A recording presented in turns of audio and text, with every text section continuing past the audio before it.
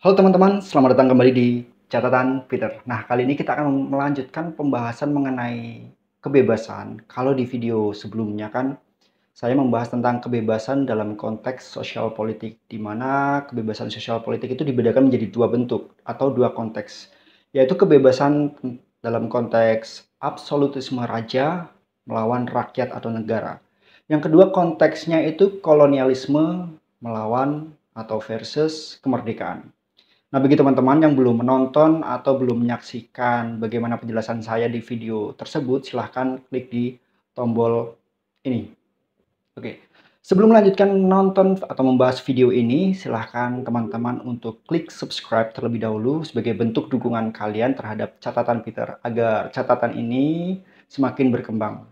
Oke, nah sebagai bentuk pemantik, saya akan coba menjelaskan sedikit mengenai kebebasan yang saya bahas di video sebelumnya, yaitu kebebasan absolutisme raja melawan rakyat atau versus negara, dan kolonialisme versus kemerdekaan. Nah, kedua konteks ini itu subjek tuntutannya adalah rakyat atau negara sendiri gitu ya. Jadi kebebasannya itu kebebasan sosial politik dalam bentuk seperti itu. Oke. Untuk kebebasan individual sendiri akan kita bahas dalam video ini lebih lanjut ya. Jadi jangan kemana-mana.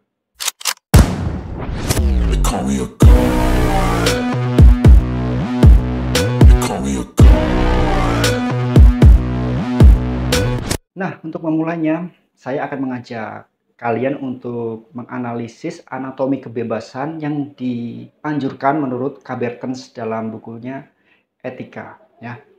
Pertama, kita akan membahas tentang kebebasan dalam arti kesewenang-wenangan atau arbitrariness. Yang kedua, kebebasan yuridis.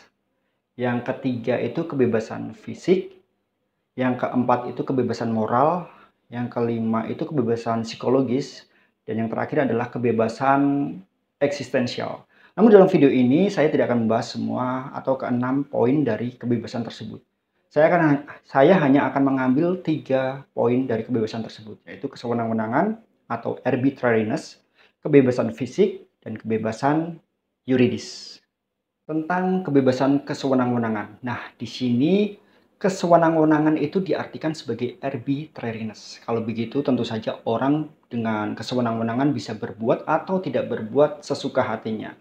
Kebebasan di sini dalam arti ini berarti orang tersebut itu terbebas dari segala kewajiban atau keterikatan. Atau kalau dalam bahasa sekarang itu ya semau gue gitu ya. Jadi orang bebas mau ngapain sesuka hatinya gitu. Nah, untuk melihat lebih jelas bagaimana penjelasan tentang kebebasan dalam arti kesewenang-wenangan atau arbitrariness, mari kita coba lihat beberapa studi kasus yang menjadi contoh untuk menjelaskan kesewenang-wenangan ini. Pertama, misalnya kita mengambil contoh seorang pelajar yang tidak masuk sekolah karena libur mungkin ya, atau memang karena ia memutuskan untuk bolos gitu ya. Artinya ya memang waktunya masuk tapi dia tidak masuk gitu ya. Nah, pada konteks ini, pada kasus ini berarti seorang pelajar tersebut itu bebas untuk menggunakan waktunya semaunya sendiri gitu ya. Mungkin saja dia bisa bermain tenis meja, bisa bermain badminton, bisa bermain basket, mengunjungi saudaranya di luar kota, atau tidur siang sepuas-puasnya, atau bangun siang sepuas-puasnya gitu ya. Nah, hal-hal itu kan dilarang dalam masa sekolah gitu ya, dalam pelajaran sekolah tuh. Nah, itu contoh pertama seorang pelajar ya, berbuat sewenang-wenang gitu ya. Yang kedua misalnya seorang manajer gitu ya. Seorang manajer itu mungkin merasa bebas ketika ia tidak memiliki agenda atau komitmen lain terhadap klien. Jadi dia selama tidak memiliki agenda atau komitmen terhadap klien, ia bebas melakukan apa saja gitu. Yang ketiga misalnya kita mengambil contoh kata bebas di sini bisa dimaksudkan dalam misalnya pergaulan bebas atau seks bebas atau ya semacam itu ya. Nah, di sini itu bisa diibaratkan kata bebas itu lebih ditekankan pada suasana permisif ya. Artinya harus ada konteks bahwa misalnya, ini loh, gue melakukan seperti ini bebas gitu. Karena menurut gue ini ya ini kehendak gue gitu ya. Artinya selama norma-norma itu tidak mengacu atau tidak melarang ya bebas. Gue mau bertindak sesuka hati gue bebas gitu ya. Yang keempat ini lebih pada tatanan apa ya? hubungan internasional ya. Misalnya dalam abad ke-19 itu kan ada namanya gerakan atau isme-isme tentang liberalisme atau kebebasan gitu ya. Dalam konteks ini kita akan mengambil studi kasus di mana ada namanya free enterprise ya. Free enterprise itu usaha bebas gitu. Usaha bebas di sini dipahami sebagai ia tidak boleh, pokoknya pasar itu menentukan sendiri perilakunya gitu ya. Mau menentukan harga, bagaimana, kemudian yang lain-lain berkaitan dengan perilaku pasar itu ditentukan sendiri oleh pasar. Jadi bebas gitu ya, pengusaha maupun pembeli maupun penjual di situ bebas bertransaksi selama itu ya menguntungkan bagi mereka. Nah, itu konteks dalam liberalisme seperti itu. Kita akan lihat satu persatu studi kasus ini, bagaimana kita akan mengupasnya ya satu-satu, bagaimana kita melihat dan mampu untuk lebih memahami arti kebebasan dalam kesewenang-wenangan ya. Nah, kalau kita berpikir lebih panjang, banyak orang itu cenderung menerima pengertian kebebasan dalam arti yang kesewenang-wenangan tadi ya. Kenapa orang cenderung menerima pemahaman yang seperti itu? Karena orang itu mungkin merasa bingung bagaimana itu mengartikan atau membedakan antara merasa bebas dengan kebebasan ya. Jadi harus dibedakan merasa bebas dan kebebasan. Kalau begitu kok kalau misalnya ada pertanyaan, apa itu kebebasan? Mungkin orang akan menjawab, kebebasan itu ketika saya bebas melakukan apa saja. Nah, contoh seorang pelajar tadi ya. Seorang pelajar tadi kan tuh mungkin saja merasa bebas melakukan apa saja karena keputusannya untuk tidak masuk ke sekolah. Entah itu hari libur maupun keputusan untuk memang membolos sekolah gitu ya. Dia bisa melakukan apa saja untuk waktunya dengan sesuka hatinya ya. Dengan sesuka hatinya yang tadi saya sebutkan, misalnya bermain sepak bola, bermain bulu tangkis, bermain apalagi basket, mengunjungi saudaranya, kemudian tidur sampai siang dan lain sebagainya. Semuanya bebas dilakukan, ada 1001 hal yang bisa dilakukan gitu. Tapi kalau misalnya pemahaman kita tentang kebebasan itu hanya sebatas itu, mungkin kita perlu menggali lebih dalam lagi ya. Gitu. Seorang pelajar bisa dikatakan bebas ketika ia memang bertanggung jawab dengan kesadaran penuh dengan usahanya sendiri gitu ya. Belajar dengan tekun, belajar dengan giat sehingga pada akhirnya nanti waktu pembagian rapot di akhir semester dia mendapatkan nilai bagus dan berprestasi dan kemudian dipuji dengan baik oleh orang tuanya. Nah, itu tidak mungkin seorang pelajar tersebut melakukannya tanpa mengandaikan sebuah kebebasan ya, suatu kebebasan. Pelajar tersebut bisa dikatakan bebas ya, dalam konteks seperti itu ya. Kemudian kalau misalnya ada pertanyaan, lalu bagaimana sekarang kan ada teknologi canggih, ada robot, ada artificial intelligence yang bisa menggantikan peran manusia, apalagi hanya untuk mengerjakan soal-soal itu. Robot mungkin bisa mengerjakan 100% dengan sempurna ya. Robot mungkin bisa menggantikan peran manusia, peran pelajar sebagai pelajar untuk mengerjakan soal-soal dan mendapatkan hasil dengan sempurna. Tapi ingat, yang dipuji ketika robot itu berhasil adalah bukan robotnya. Kenapa? Karena robot tidak melakukan dengan kesadarannya sendiri. Robot itu hanya rekayasa manusia, rekan manusia, buatan manusia. Jadi yang dipuji tetap adalah manusianya atau insinyurnya atau perusahaan yang membuat robot. Gitu ya. Konteksnya itu harus kita coba lihat dari sudut pandang yang lebih dalam gitu ya, tentang kebebasan seorang pelajar tadi ya, kesewenang-wenangan. Yang kedua, seorang manajer ya. Dikatakan bahwa tadi seorang manajer itu bisa dikatakan bebas kalau dia tidak ada agenda atau komitmen bertemu dengan klien. Selama tidak ada komitmen dan bertemu dengan klien, berarti dia bebas melakukan apa saja atau misalnya tidak ada kerjaan.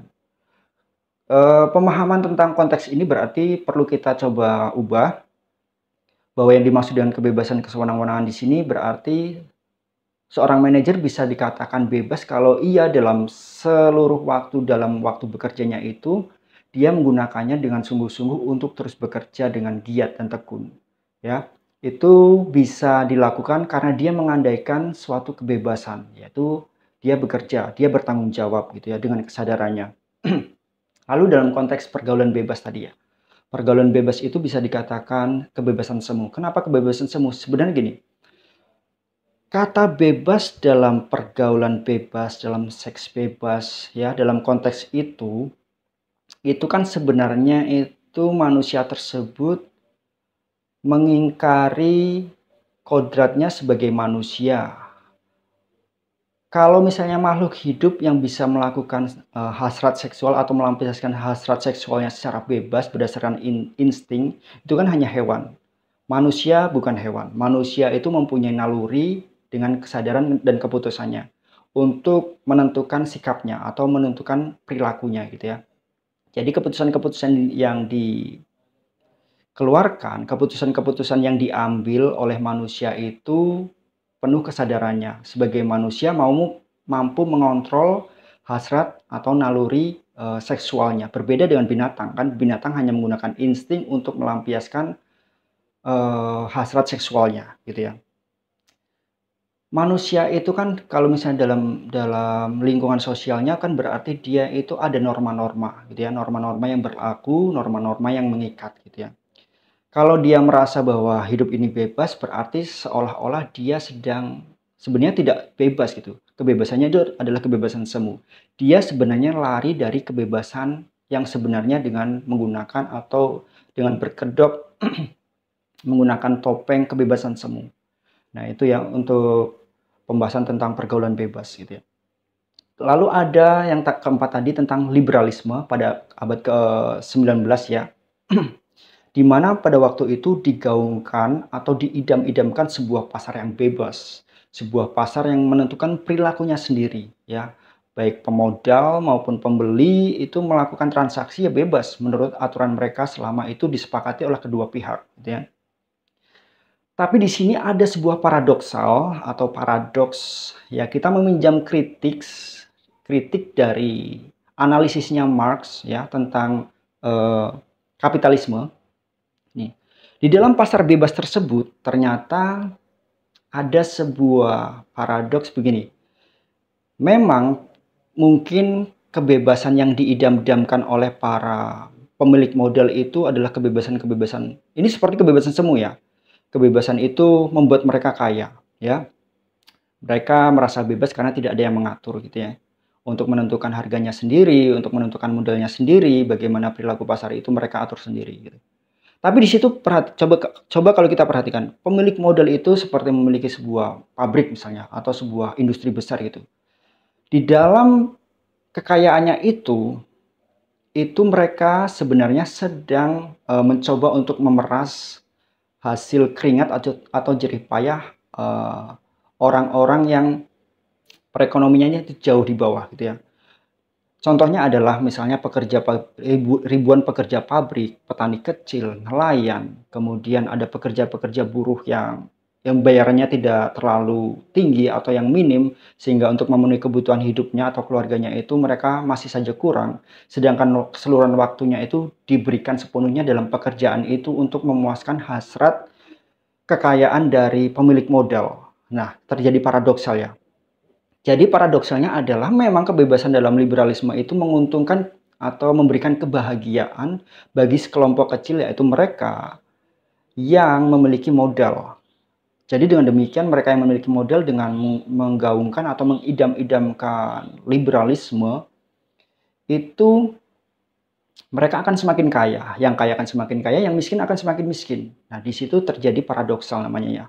Memang ada kebahagiaan, tapi kebahagiaan itu hanya untuk kelompok kecil atau kelompok elit. Sedangkan di dalam negara itu kan banyak masyarakat ya, terdiri dari masyarakat dengan struktur ekonomi yang berbeda-beda. Nah, hal ini dinamakan dengan kebebasan semu juga. Maka dari itu negara itu harus campur tangan. Pada awalnya kan memang tidak boleh ada campur tangan dari pihak ketiga, terutama pemerintah gitu ya. Istilah yang sering dikenal atau yang sering digaung-gaungkan pada liberalisme terutama tentang pasar ini adalah tolong perbaiki ya kalau misalnya saya salah ya cara spellingnya ya. Laissez-faire sama laissez-passer gitu ya. Artinya kurang lebih begini. Jangan ikut campur ya. Pokoknya jangan ikut campur. Artinya mereka tidak membolehkan pihak ketiga terutama pemerintah untuk ikut campur dalam urusan perilaku pasar ya. Pasar harus menentukan perilakunya sendiri. Mau tidak mau, karena ini terjadi ketimpangan struktur ekonomi antara yang kaya dan miskin, maka pemerintah itu harus mengambil bagian, ya. Pemerintah harus ikut campur, memberikan regulasi atau semacam aturan dalam pasar. Misalnya, atau contoh yang bisa kita lihat dalam regulasi yang diatur oleh pemerintah itu misalnya adalah bea cukai, bea impor ekspor, kemudian ada pajak. Nah, itu kan diatur oleh pemerintah. Ya tujuannya adalah untuk kesejahteraan umum atau tujuannya untuk menopang yang lemah gitu ya, menopang yang lemah agar tidak terlalu terbebani oleh kondisi struktur ekonomi yang ada. Nah, itu dia penjelasan dari keempat studi kasus yang saya jelaskan di awal tadi ya, tentang pelajar, tentang manajer, tentang pergaulan bebas, dan tentang liberalisme tentang pasarnya itu. Nah, di sini kesewenang-wenangan berarti bisa kita pahami jauh lebih dalam ya daripada ke pemahaman kita yang awal tadi. Kesewenang-wenangan itu yang berdasarkan pengertian kita atau pengertian kita sendiri tentang yaitu kesewenang-wenangan artinya bebas semau gue bisa melakukan apa saja semau gue. Bukan begitu ya cara memahami kesewenang-wenangan. Oke, kita lanjut ke pembahasan tentang kebebasan fisik ya. Oke, kita lanjut tentang kebebasan fisik. Nah, kata bebas dalam pengertian kebebasan fisik di sini itu diartikan sebagai terlepas dari rintangan atau paksaan. Ya, orang bisa melakukan atau bisa bergerak bebas kemana saja selama dia tidak ada paksaan atau tidak ada rintangan, gitu ya. Orang diborgol, orang di penjara, orang ditahan, tentu secara fisik tidak bebas ya. Dia tidak bebas melakukan apa saja, dia tidak bebas kemana saja, gitu ya. Tapi kalau misalnya pemahaman kita tentang kebebasan fisik hanya sebatas itu, berarti pemahaman kita tentang kebebasan fisik itu masih sangat dangkal ya. Mari kita coba lihat beberapa contoh bahwa misalnya ada loh beberapa orang atau beberapa tokoh yang dia secara fisik itu memang ditahan, memang ditangkap, memang diborgol, memang dipenjara gitu. Tapi dia masih sungguh-sungguh merasa bebas ya. Misalnya apa? Misalnya Mahatma Gandhi, misalnya tokoh-tokoh besar ya, Soekarno, misalnya Muhammad Hatta, misalnya siapa lagi? Pramudia Anantatur ya, sastrawan Indonesia. Mereka adalah beberapa contoh bagaimana mendefinisikan sebuah kebebasan fisik ya. Memang benar fisik mereka itu sedang ditahan, memang benar fisik mereka itu sedang ditahan, sedang dikurung dan sedang dipenjara. Tapi mereka masih tetap merasa bebas gitu. Bahkan Muhammad Hatta memiliki pengertiannya sendiri bahwa ia masih merasa bebas selama ia ada buku di dalam penjara itu. Jadi pikirannya memang bebas gitu ya. Bebas itu dalam arti seperti itu ya. Meskipun tubuh kita dipenjara, meskipun tubuh kita dikekang, dipasung, tapi kita masih benar-benar bisa merasakan bebas. Nah, ada juga loh, kalau misalnya secara fisik memang ada orang yang berkeliaran bebas gitu ya. Bebas mau kemana saja, pergi kemana saja, merasa bebas gitu. Tapi dalam pengertian yang lebih mendalam, ia bisa dikatakan tidak bebas dengan sesungguhnya. Mengapa bisa demikian? Begini, ya, orang tersebut memang merasa bebas, bisa pergi kemana saja.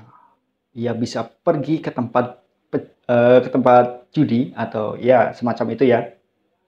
Bebas dengan fisiknya, dia pergi ke tempat judi, tapi dia tidak merasa bebas sesungguhnya. Kenapa? Karena gini, ketika dia pergi ke tempat judi dengan kesadarannya, kemudian dia merasa kecanduan sehingga dia, ya kebanyakan kan seperti itu ya, seperti yang terjadi kasus-kasus baru ini yang muncul karena teknologi ya, ada namanya judi online atau orang yang bermain slot gitu ya. Mereka kan kecanduan gitu ya, seperti edik gitu ya, kecanduan dan ia tidak bisa mengontrol dirinya untuk terus pergi ke sana, untuk terus melanjutkan ya perilakunya seperti itu, akhirnya dia jatuh miskin, melarat gitu ya, sehingga dia ditinggalkan oleh keluarganya. Nah, itu kan dia sebenarnya tidak merasa bebas ya, walaupun fisiknya bebas untuk berkeliaran kemana saja, tapi ia tidak benar-benar merasa bebas. Nah, di situ pengertian kebebasan secara fisik ya. Ada yang orang dipenjara secara fisik, ditahan, dikekang, dikurung, dipasung, tapi ia masih tetap merasa bebas. Ada juga orang yang secara fisik bebas, tapi ia tidak benar-benar merasa bebas. Di situ pengertian dari kebebasan fisik. Nah, sekarang kita akan masuk ke pembahasan berikutnya, yaitu kebebasan yuridis. Yang dimaksud kebebasan yuridis di sini artinya syarat-syarat fisis dan sosiologis itu sosial ya, fisis dan sosial itu terpenuhi ya sebagai manusia gitu ya.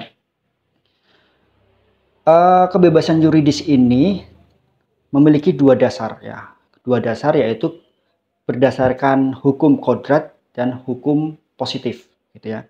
Hukum kodrat ini seperti misalnya dia memang sudah ada sejak lahir gitu ya. Sejak lahir, bahkan sebelum ada namanya masyarakat, dia sudah membawa hak-hak tersebut sebagai suatu bentuk kebebasan. Contohnya apa? Misalnya dalam tatanan masyarakat itu kita sebagai manusia itu bebas untuk mengemukakan pendapat, bebas untuk bersuara, bebas untuk berekspresi, bebas untuk berkumpul. Ada juga kebebasan untuk beragama, kebebasan untuk menikah, kebebasan untuk memilih pekerjaan, kebebasan untuk memilih profesi, dan lain sebagainya. Nah, itu merupakan hak-hak yang dalam konteksnya itu masuk ke hukum kodrat ya, bukan hukum positif, karena nanti ada hukum positif. Nah, hukum kodrat ini biasanya memang sudah diatur sedemikian rupa masuk ke dalam sebuah regulasi atau undang-undang dasar di hampir semua negara ya. Bahkan di PBB sendiri ada namanya UNHCR ya. UNHCR apa ya? Aduh, kok lupa ya. United Nation Human Right ya, Human Right atau deklarasi untuk hak-hak asasi manusia. Kurang lebih seperti itu. Diatur sedemikian rupa yaitu mendasarkan pada hukum-hukum kodrat itu. Hukum kodrat yaitu hak-hak atau kebebasan yang dibawa manusia sejak lahir ya. Semuanya diatur dalam situ. Nah, itu harus dipenuhi nih ya. Harus dipenuhi negara. Negara adalah entitas yang harus menjamin serta membesarkan atau ya menjaga gitu ya agar hak-hak tersebut itu terjaga, agar hak-hak tersebut terpenuhi gitu ya. Jadi adalah kewajiban negara untuk melakukan hal-hal seperti itu agar hak-hak yang dimaksud dalam hukum kodrat itu terpenuhi gitu. Nah, kemudian ada hukum positif. Hukum positif ini sebenarnya merupakan turunan atau merupakan penjabaran dari hukum kodrat ya. Di situ ketika hukum kodrat itu sudah jelas, maka akan dijabarkan dalam hukum-hukum positif. Hukum positif ini nanti yang akan mengatur dengan lebih jelas bagaimana regulasi yang akan berlangsung untuk mengatur ketertiban umum gitu. Nah, dalam prakteknya memang ketika hukum positif ini diterapkan akan berbenturan dengan hukum kodrat. Misalnya apa? Misalnya begini, hak untuk menggunakan fasilitas umum adalah misalnya termasuk hukum kodrat ya. Itu adalah hak manusia. Sebagai manusia dalam lingkungan sosial dia bebas untuk menggunakan fasilitas umum gitu. Misalnya jalan ya, jalan kaki. Orang bisa bebas berjalan kaki kemana saja ya dan di mana saja gitu. Tapi ketika misalnya ada regulasi untuk pengaturan lalu lintas, ya kan, lalu lintas jalan itu mau tidak mau beberapa unsur dari hukum kodrat itu memang harus ditekan gitu, ditekan dalam artian kalau misalnya orang bebas berjalan di mana saja dengan mendasarkan pada dia mempunyai hak asasinya gitu ya, tentu itu akan menjadi kacau balau ya. Orang bisa berjalan bebas di jalan raya tanpa menghiraukan rambu lalu lintas, maka nanti yang terjadi adalah kekacauan di jalan-jalan gitu ya. Kecelakaan ada di mana-mana. Oleh sebab itu, hukum positif harus mengatur bagaimana lalu lintas itu sebaiknya diatur gitu ya, agar menjadi teratur, lebih teratur gitu ya. Tujuannya untuk apa? Tujuannya sebenarnya untuk kebersamaan ya. Memang harus ada beberapa hal yang ditekan gitu dalam hukum kodrat. Tidak semuanya hak-hak asasi itu dikeluarkan sebagai pembenaran gitu ya. Kalau misalnya seperti itu dibenarkan, ini loh hak asasi gua bebas berjalan di mana saja. Ya makanya akan terjadi ketika berjalan di jalan raya ya akan terjadi kecelakaan, akan terjadi masalah lalu lintas gitu ya. Makanya itu harus diatur menggunakan hukum positif yaitu peraturan lalu lintas. Memang peraturan lalu lintas itu tidak seragam. Beberapa negara memang berbeda gitu ya. Tapi setidaknya poinnya adalah peraturan tersebut berdasarkan hukum positif adalah untuk kesejahteraan yang lebih banyak gitu ya, untuk keselamatan yang lebih banyak, untuk kemaslahatan rakyat yang lebih banyak gitu, bukan secara pribadi. Nah, kurang lebih seperti itu penjelasan tentang hak-hak individu. Ada hak tentang kesewenang-wenangan, ada atau arbitrariness, ada kebebasan fisik, ada kebebasan yuridis ya. Untuk 3 lagi tentang kebebasan psikologis, kebebasan moral, dan kebebasan eksistensial, mungkin akan saya bahas di video selanjutnya ya, karena durasinya terlalu panjang.